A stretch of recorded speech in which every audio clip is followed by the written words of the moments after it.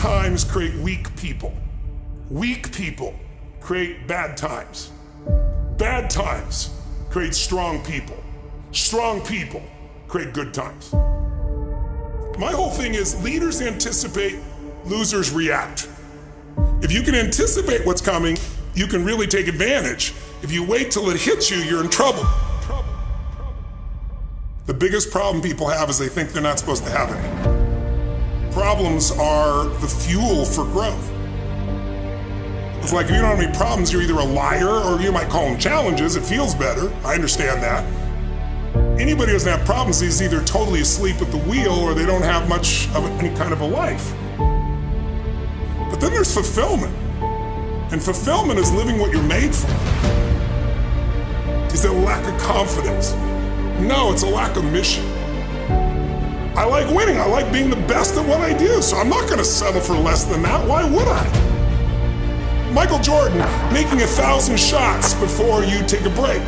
So you look at Jordan, or you look at, LeBron, or you look at anybody who's the best in the world at what they do, and you go, aren't they lucky? But if you actually study them, you'll see they're doing things, they're practicing in private things that make them certain in public, and they get rewarded for what they do in public. Yeah. And you got to do the same. When you just know you're going to mess up, it's not going to be perfect. You're going to forget that line that you really wanted to say, but just put all the energy on the audience. Everything starts to change. If you stay ready, you don't have to get ready. It's a shift in your identity. Every single day, 6 days a week. What matters? A few subjects, your body, because your energy matters. That energy is low. Everything I just said is worthless to you. Because when you're low energy, you don't use your full intelligence or ability. You need emotion. If you don't know how to master your emotion, emotions start wars. Emotion creates peace. Emotion gets you children. Emotion is what can make that business work or fail. And most people don't know how to direct their own emotions. Let me be conscious about feeding my brain things that are going to give me not only inspiration, but insight and skill and tools. 68% of the Fortune 1000 were started in either a recession or a depression. Well, the first skill you got to master to be great is the ability to recognize patterns. When humanity recognized the pattern of the seasons, the whole world changed. Because we went from hunter-gatherers trying to survive from place to place where we're exposed to everything, to wait a second, if we plant in the springtime, we protect in the summer, we reap in the fall, and then we hang on to some of that so we can live through the winter. That created communities for the first time, and then eventually cities and states and countries. So that changed the world. What will change a person's life is when you realize there's also a set of seasons in your own life.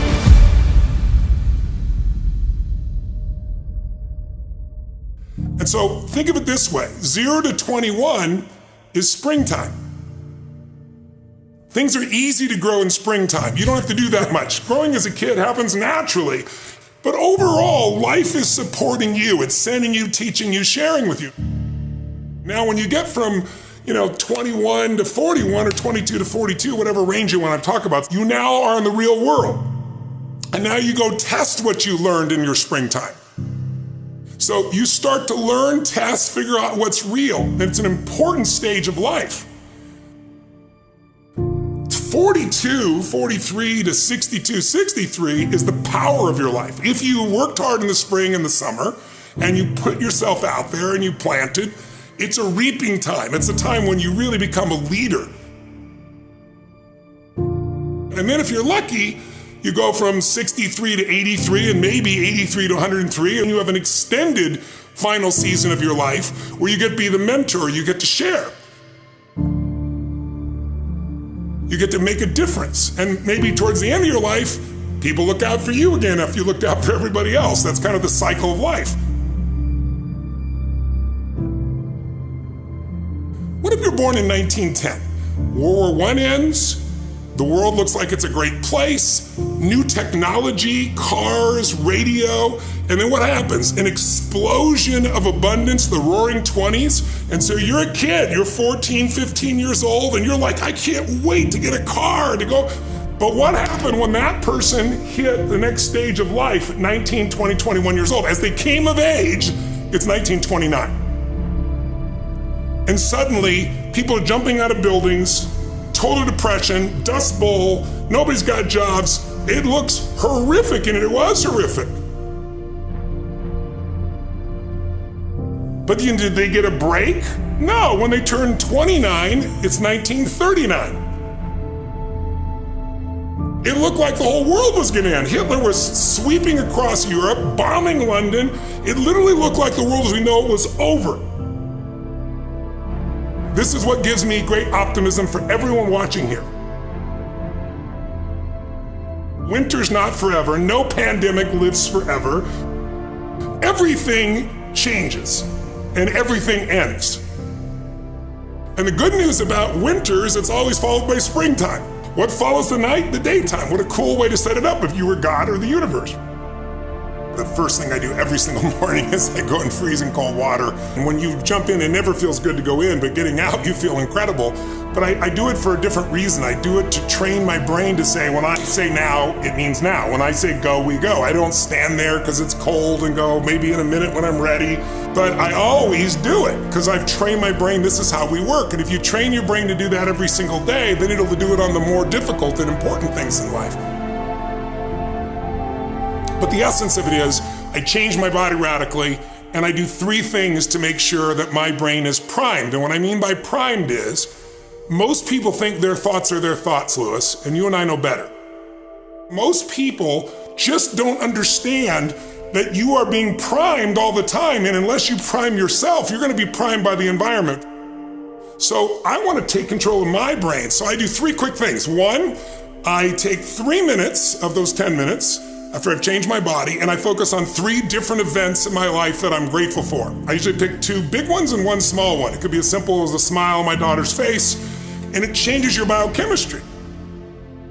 Then real fast, I do this 3-minute process that's kind of like a blessing, and then 3 minutes, the last 3 minutes are called 3 to Thrive, where I focus on 3 things I want to accomplish, but instead of thinking I want to accomplish, I see, feel, and experience it as done. I feel grateful, I celebrate it, and it trains your brain. So in 10 minutes, I'm done. 3rd thing that I'll do, I immediately send a message or a text or an audio message to somebody as a sincere compliment. And I don't go, dude, great job, or wow, you're cool. I say, hey, listen, I saw you on Tuesday with those kids, and I saw you take that extra 20 minutes no one else did. And I just want you to know, I saw that, I thought that was incredible. So I'm always very specific so they know it's not just some positive thinking bullshit call, it's sincerely doing it. It makes me constantly look for the good in the people I work with. 4th thing I do is whatever I don't want to do, the most challenging part of the day. What's a story we all love? It's the comeback story. It's the comeback, it's the Rocky, it's that music where all of a sudden you step back up and you take control and rock. Good times create weak people. Weak people create bad times. Bad times create strong people. Strong people create good times.